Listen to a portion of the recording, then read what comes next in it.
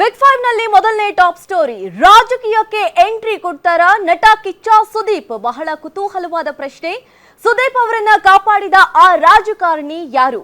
ಪ್ರಸ್ತುತ ರಾಜಕಾರಣದ ಬಗ್ಗೆ ಕಿಚ್ಚ ಸುದೀಪ್ ಎಕ್ಸ್ಕ್ಲೂಸಿವ್ ಆಗಿ ಮಾತನಾಡಿದ್ದಾರೆ.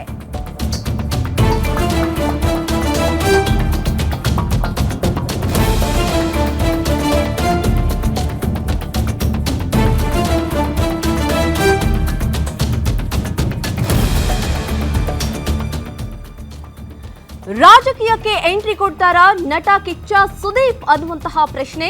ಸುದೀಪ್ ಅವರನ್ನ ಕಾಪಾಡಿದ ಆ ರಾಜಕಾರಣಿ ಯಾರು? ಬಹಳ ಕುತೂಹಲ ಮೂಡ್ತಾ ಇದೆ. ಪ್ರಸ್ತುತ ರಾಜಕಾರಣದ ಬಗ್ಗೆ ಕಿಚ್ಚ ಎಕ್ಸ್ಕ್ಲೂಸಿವ್ ಆಗಿ ಮಾತನಾಡಿದ್ದಾರೆ.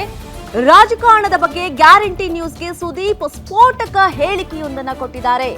ಸಿನಿಮಾ ಮತ್ತು ರಾಜಕೀಯ ಬೇರೆ. ನನಗೆ ರಾಜಕೀಯ ಆಗಬರಲ್ಲ, ರಾಜಕಾರಣಿಗಳೇ ನನ್ನ ಕಾಪಾಡಿದ್ದು ಅಂತ ಕಿಚ್ಚ ಸುದೀಪ್ ಹೇಳಿದ್ದಾರೆ. ಬಿಗ್ ಬಾಸ್ಗೆ ಬೀಗ ಹಾಕಿಸಿದಾಗ ಅವರೇ ನನ್ನ ಕಾಪಾಡಿದ್ದು. ನನಗೆ ರಾಜಕೀಯದಲ್ಲಿ ತುಂಬಾ ಜನ ಫ್ರೆಂಡ್ಸ್ ಇದ್ದಾರೆ, ಕಷ್ಟ ಕಾಲದಲ್ಲಿ ಅವರು ನನ್ನನ್ನ ಕಾಪಾಡಿರೋದು ಅಂತ ನಟ ಸುದೀಪ್ ಈಗ ಹೇಳಿರುವಂತದ್ದು. ಕಿಚ್ಚ ಅಭಿನಯದ ಮಾರ್ಕ್ ಸಿನಿಮಾ ಮೊನ್ನೆ ತಾನೇ ರಿಲೀಸ್ ಆಯ್ತು. ಸೊ ಇವತ್ತು ಮಾರ್ಕ್ ಸಿನಿಮಾದ ಸಕ್ಸಸ್ ಮೀಟ್ ಇತ್ತು. ಸಕ್ಸಸ್ ಮೀಟ್ ಸಂದರ್ಭದಲ್ಲಿ ಸುದೀಪ್ ಹಲವು ವಿಚಾರಗಳನ್ನ ಹಂಚಿಕೊಂಡಿದ್ದಾರೆ. ರಿಪೋರ್ಟರ್ ಒಬ್ರು ಕೇಳಿದಂತಹ ಪ್ರಶ್ನೆ ಏನು, ರಾಜಕೀಯಕ್ಕೆ ಎಂಟ್ರಿ ಕೊಡ್ತೀರಾ ಅಂತ. ಆಗ ಸುದೀಪ್ ಅವರು ಸಿನಿಮಾ ಬೇರೆ, ರಾಜಕೀಯನೇ ಬೇರೆ, ನನಗೂ ರಾಜಕೀಯಕ್ಕೂ ಆಗಬರಲ್ಲ, ಬಟ್ ರಾಜಕಾರಣಿಗಳೇ ನನ್ನನ್ನ ಹೆಲ್ಪ್ ಮಾಡಿದ್ದು.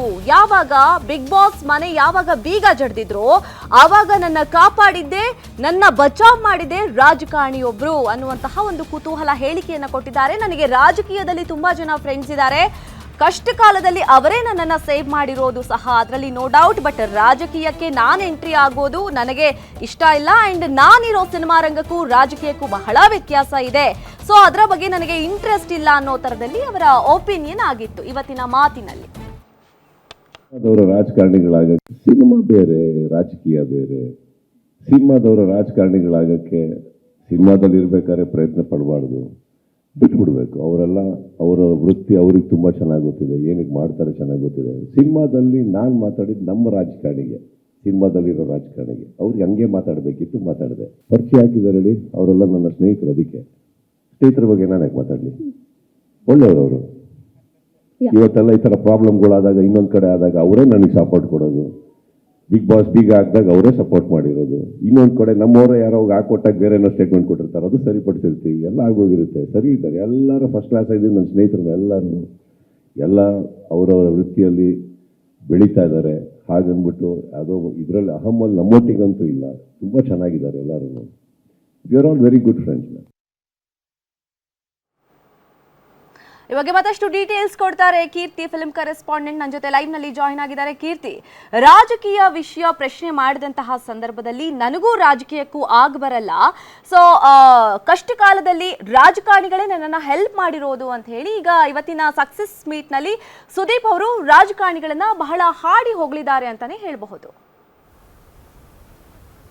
ಕಿಚ್ಚ ಸುದೀಪ್ ಅವರಿಗೆ ಎಲ್ಲೋ ರಾಜಕೀಯ ಹಾಗೂ ಸಿನಿಮಾ ರಂಗಕ್ಕೂ ಎರಡು ಒಂದು ಥಿನ್ ಲೇಯರ್ ಆಫ್ ಕನೆಕ್ಷನ್ ಇದೆ ಅಂತಲೇ ಹೇಳ್ಬೋದು. ಯಾಕಂತ ಹೇಳಿದ್ರೆ ರಾಜಕೀಯದಲ್ಲಿರುವಂತಹ ಪ್ರತಿ ಪಕ್ಷದ ಮುಖಂಡರಿಗೂ ಅವರ ಆತ್ಮೀಯತೆ ಇರ್ಬೋದು, ಬಾಂಧವ್ಯ ತುಂಬ ಚೆನ್ನಾಗಿದೆ. ಅದರಲ್ಲೂ ಸಹ ಬಿಗ್ ಬಾಸ್ ಬೀಗ ಹಾಕಿದ್ದಂತಹ ಸಂದರ್ಭದಲ್ಲೂ ಸಹ ಅವರು ಇವತ್ತಿನ ಒಂದು ಪ್ರೆಸ್ ಮೀಟಲ್ಲಿ ಹೇಳ್ಕೊಂಡಿದ್ರು. ಅಂದರೆ ಮಾರ್ಕ್ ಸಿನಿಮಾ ಡಿಸೆಂಬರ್ 25ರಂದು ರಿಲೀಸ್ ಆಗಿತ್ತು. ಸೊ 2 ದಿನಕ್ಕೆ ಆದಮೇಲೆ ಸಕ್ಸಸ್ ಮೀಟನ್ನು ಮಾಡಿದ್ರು ಇವತ್ತು. ಸೊ ಈ ಸಂದರ್ಭದಲ್ಲಿ ಪೈರಸಿ ಜೊತೆಗೆ ಈ ಒಂದು ರಾಜಕೀಯದ ಬಗ್ಗೆನೂ ಒಂದು ಪ್ರಶ್ನೆ ಬಂದಾಗ, ಅಂದರೆ ಸಿನಿಮಾದಲ್ಲಿ ಒಂದು ಡೈಲಾಗ್ ಬರುತ್ತೆ, ರಾಜಕೀಯದಲ್ಲಿ ನನ್ನನ್ನು ಯಾವತ್ತೂ ಸೇರ್ಸಕ್ಕೆ ಹೋಗ್ಬೇಡಿ, ಪಗಡೆ ಆಟದಿಂದ ನಾನು ಯಾವಾಗಲೂ ಹೊರಗಿರ್ತೀನಿ ಅನ್ನುವಂಥದ್ದನ್ನು ಒಂದು ಡೈಲಾಗ್ ಇದೆ.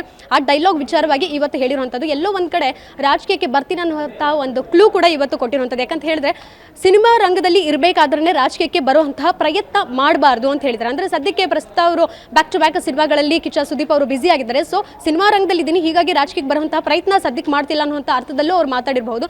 ಮುಂದಿನ ದಿನಗಳಲ್ಲಿ ಅವ್ರ ಹಿಂದೆ ಕೂಡ ಒಂದು ಗುಮಾನಿಯ ಇತ್ತು, ನಾನು ರಾಜಕೀಯಕ್ಕೆ ಏನಾದರೂ ಬಂದರೆ ತುಂಬ ಸ್ವ್ಯಾಗ್ ಆಗಿ ಸ್ಟೈಲ್ ಆಗಿ ಬರ್ತೀನಿ, ಇಂಟ್ರಡಕ್ಷನ್ ಅನ್ನುವಂಥದ್ದು ತುಂಬ ಸಿಂಪಲ್ ಆಗಿರೋದಿಲ್ಲ. ಯಾಕಂದರೆ ನಾವು ಸಿನಿಮಾ ರಂಗದಲ್ಲಿ ಇರುವಂಥವ್ರು, ಸೊ ನಮಗೆ ಇಂಟ್ರಡಕ್ಷನ್ ಒಂದು ರೀತಿ ತುಂಬ ಚೆನ್ನಾಗಿ ಬೇಕಾಗುತ್ತೆ. ಆ ಒಂದು ಸ್ಟೈಲ್ನಲ್ಲೇ, ನನ್ನದಂತೆ ಒಂದು ಸ್ಟೈಲ್ನಲ್ಲೇ ನಾನು ರಾಜಕೀಯಕ್ಕೆ ಬರ್ತೀನಿ ಅನ್ನುವಂಥ ಒಂದು ಮಾತನ್ನು ಆಗ ಹೇಳಿದರು. ಸೊ ಅದೇ ರೀತಿಯಲ್ಲಿ ಈಗಲೂ ಸಹ ಒಂದು ಮಾತು ಹೇಳಿರುವಂಥದ್ದು, ರಾಜಕೀಯಕ್ಕೇನು ಸುದೀಪ್ ಅವರು ಬರ್ತಾರೆ ಅನ್ನುವಂಥದ್ದು ಆವತ್ತಿನ ಟಾಕ್ ಇರಬಹುದು, ಇವತ್ತಿಗೂ ಸಹ ಆ ಕ್ಯೂರಿಯಾಸಿಟಿ ಇಂದಿಗೂ ಬಿಲ್ಡ್ ಆಗಿರುವಂಥದ್ದು. ಎಲ್ಲೋ ಒಂದು ಕಡೆ ಸುದೀಪ್ ಅವರು ಕೊಡುವಂಥ ಒಂದೊಂದು ಸ್ಟೇಟ್ಮೆಂಟ್ ಇರ್ಬೋದು, ಜೊತೆಗೆ ಡಿ ಕೆ ಶಿವಕುಮಾರ್ ಅವರು, ಬಸವರಾಜ ಬೊಮ್ಮಾಯಿ ಪ್ರತಿಯೊಬ್ಬರೂ ಸಹ ಅವರಿಗೆ ಬಹಳಷ್ಟು ಆತ್ಮೀಯರು. ಅದರಲ್ಲೂ ಸಹ ಮಾಜಿ MLA ಆಗಿದ್ದಂತಹ ರಾಜುಗೌಡ ಅವರು ಕೂಡ ಅವ್ರಿಗೆ ಆತ್ಮೀಯತೆ ಬಹಳಷ್ಟು ಹೊಂದಿದ್ದಾರೆ. ಸೊ ರಾಜಕೀಯದಲ್ಲಿರುವಂತಹ ಪ್ರತಿಪಕ್ಷದ ಮುಖಂಡರು ಅವರಿಗೆ ಸಾಕಷ್ಟು ಕನೆಕ್ಟ್ ಇದ್ದಾರೆ. ಸೊ ನನ್ನ ಫ್ರೆಂಡ್ಸ್ ಯಾರು ರಾಜಕೀಯದಲ್ಲಿದ್ದಾರೆ ಪ್ರತಿಯೊಬ್ಬರು ಒಳ್ಳೆಯವರೇ, ನಾನು ಅವ್ರ ಬಗ್ಗೆ ಏನು ಮಾತಾಡೋಕ್ಕೆ ಹೋಗೋದಿಲ್ಲ. ಯಾಕಂದರೆ ನನ್ನ ಪ್ರತಿ ಪ್ರಾಬ್ಲಮ್ ಏನಾದರೂ ಬಂದಾಗ ಅವರೇ ನನ್ನ ಕೈ ಹಿಡಿದಿರೋವಂಥದ್ದು. ಸೊ ಈ ಸಂದರ್ಭದಲ್ಲೂ ಸಹ ಬಿಗ್ ಬಾಸ್ ಬೀಗ ಹಾಕಿತ್ತು. ಆ ಸಂದರ್ಭದಲ್ಲೂ ಸಹ ನನಗೆ ವೈಯಕ್ತಿಕವಾಗಿ ನನಗೆ ಅವರು ತುಂಬ ಪರ್ಸ್ನಲ್ ಆಗಿ ಹೆಲ್ಪನ್ನು ಮಾಡಿದ್ರು, ಸಪೋರ್ಟ್ ಆಗಿ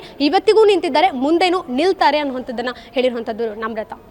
ಥ್ಯಾಂಕ್ ಯು ಕೀರ್ತಿ ತಮ್ಮೆಲ್ಲ ಡೀಟೇಲ್ಸ್ಗೆ.